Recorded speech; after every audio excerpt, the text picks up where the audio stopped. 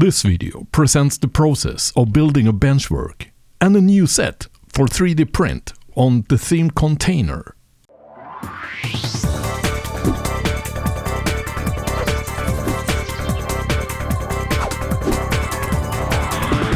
Hello and welcome to a layout update with Marklinofsweden. What's happening here really? Yeah, in the last video, the last video was actually a winter diorama. I thought it was a good theme just ahead of Christmas. Doing some snowy Christmas market stuff.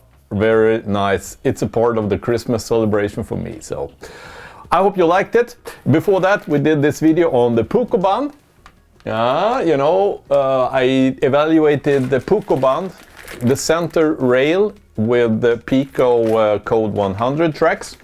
It didn't turn out all that well, but I got a lot of questions and comments on that video in regards to the benchwork, because I said there I completed the benchwork in less than, or actually in 2 days. I acquired material one day and then I built 1/3 of the benchwork 2 days. So really quick process. Then the questions were, well, how did that go about? How do you plan your benchwork and how do you build it?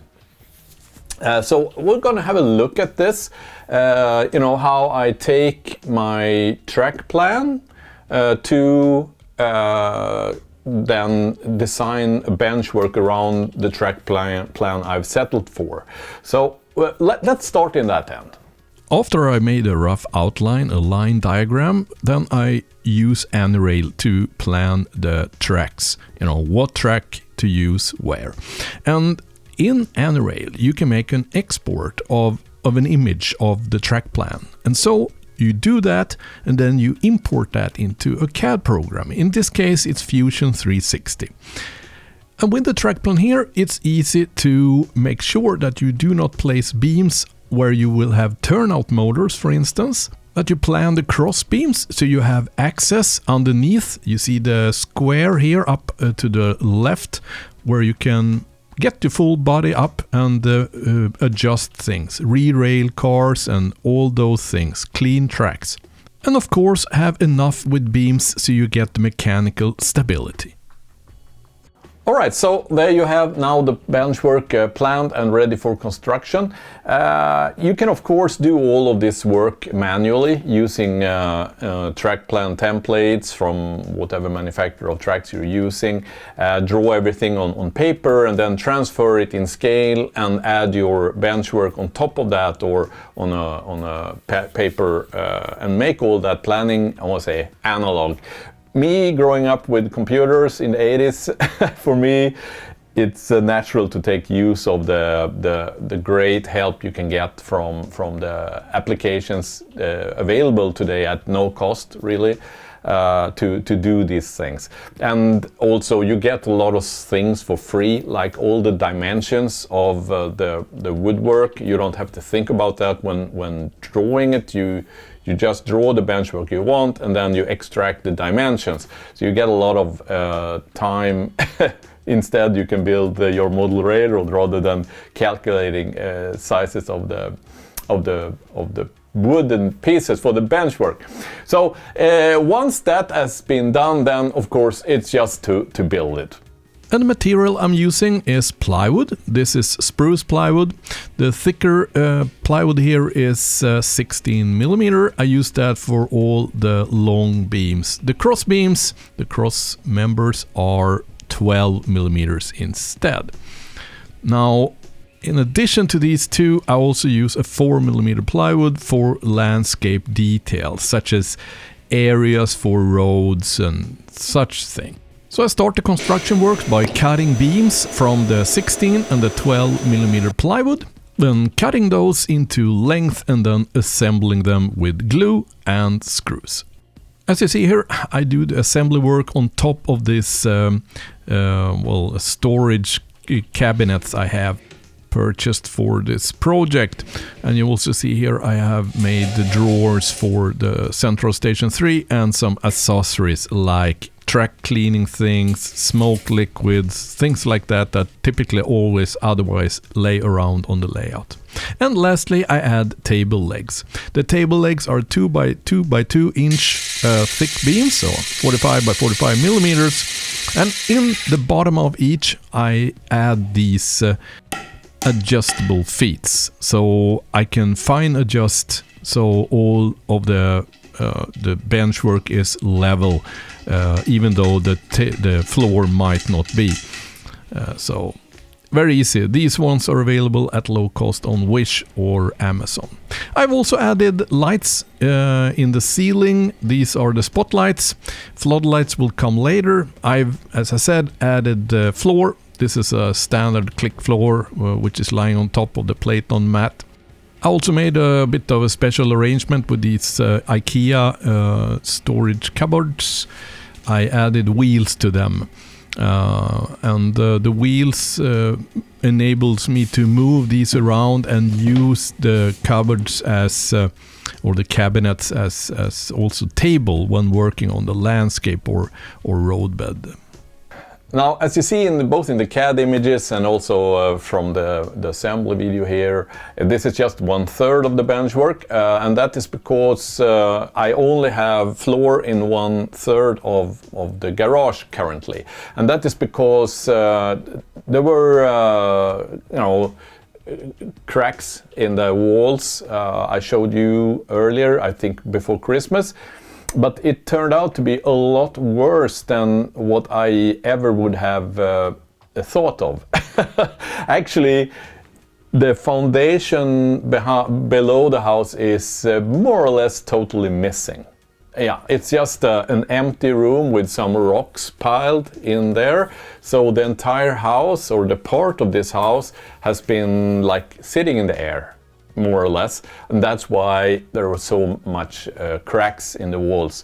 And so I had to have this company coming out and injecting geopolymer under the house. It's a kind of foam with a very stiff, it has a large it can carry 40 metric ton per square meter. So what they do, they inject this under the concrete foundation, and then that expands and kind of lifts the house up. What was a bit of a surprise to me and to them as well was that this big hollow area under the house, because the house has not been properly, they have not made a proper foundation for it when they built it. And unfortunately, the insurance company here, Anticimex, they they thought it was on my during the view of the house, this hour you have to check the house, to dig under the house to check that the foundation was there. I didn't, of course, so I get nothing from them, which was a bit disappointing. So this has stalled the construction of the layout with at least a month. So once this word got out and the 17,000 euros spent on this geopolymer to stabilize the house, I got the packages coming in. This one is from a guy called Eric Turnquist. He sent me all the details for a curve with the curve turnouts in K-Track, Marklinofsweden K-Track. It's something, he said, I don't want to bother selling this on eBay. I rather send it to you.